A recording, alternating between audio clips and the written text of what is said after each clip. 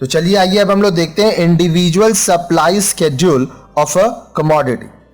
आप शेड्यूल बोलिए, स्केड्यूल दोनों सेम है, मीनिंग एक ही होता है, सिर्फ उच्चारण प्रोनाउंसिएशन अलग अलग है। इसको हिंदी में हम लोग कहते हैं वस्तु की व्यक्तिगत आपूर्ति अनुसूची। अनुसूची मतलब स्केड्यूल, टेबल। हम लोग इस टेबल को पढ़ेंगे आगे। हम लोग डिमांड के टेबल को पढ़े थे। इकोनॉमिक्स में बहुत सारा टेबल्स है, बहुत सारा ग्राफ्स है। सारा ग्राफ्स को मैं आपको समझाऊंगा और ये आपके लिए बहुत आसान हो जाएगा। Supply of a commodity by an individual firm is called individual supply. किसी वस्तु की एक व्यक्तिगत फर्म द्वारा आपूर्ति को व्यक्तिगत आपूर्ति कहते हैं। In order to construct an individual supply schedule of a commodity, we need information on quantities supplied at different prices. किसी वस्तु की व्यक्तिगत आपूर्ति अनुसूची की रचना करने के लिए हमें विभिन्न कीमतों पर की गई आपूर्ति मात्राओं से संबंधित सूचना की आवश्यकता होगी। कहने का मतलब अलग अलग प्राइस पे क्या सप्लाई रहा वो हम लोग को पता रहना चाहिए। In all the examples on supply given earlier in this lesson, we have only mentioned a particular quantity of the goods supplied at a particular price over a given period.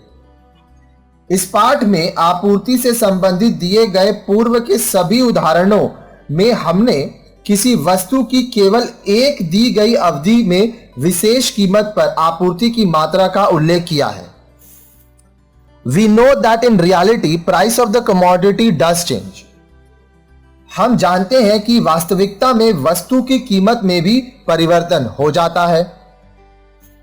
Now let us ask the question, what happens if the price of the commodity changes? अब यदि हम पूछें क्या होता है यदि किसी वस्तु की कीमत में परिवर्तन हो जाता है? Accordingly, it is expected that the quantity of the commodity will also change. तदनुसार अकॉर्डिंगली यह आशा की जाती है कि वस्तु की मात्रा में भी परिवर्तन हो जाएगा।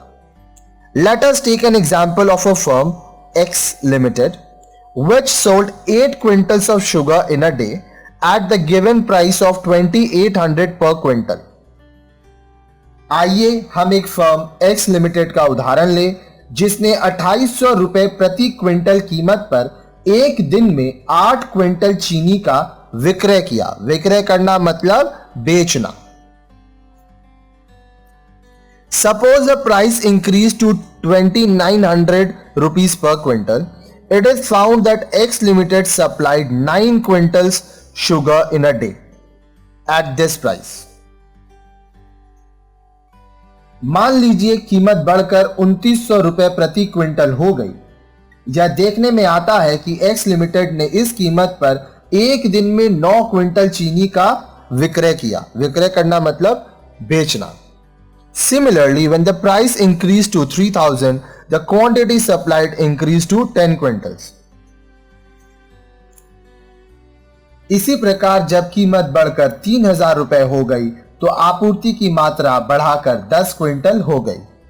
Further, at prices rupees 3100 and 3200, the quantity supplied increased to 12 and 15 quintals respectively.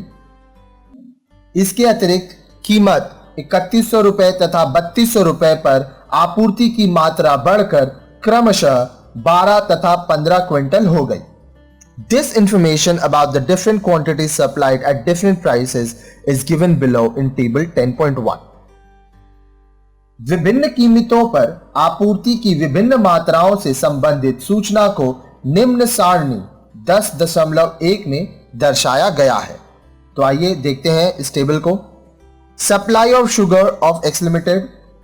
X limited की चीनी की आपूर्ति, ये देखिए कीमत है पर quintal, quantity supply of sugar per day in quintal.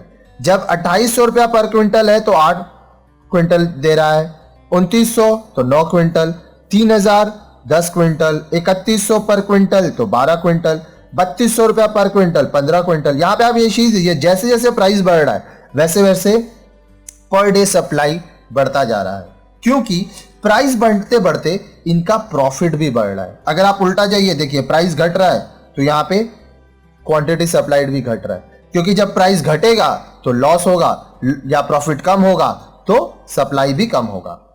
Such a tabular presentation of different quantities of a commodity supplied by a firm at different prices is called individual supply schedule।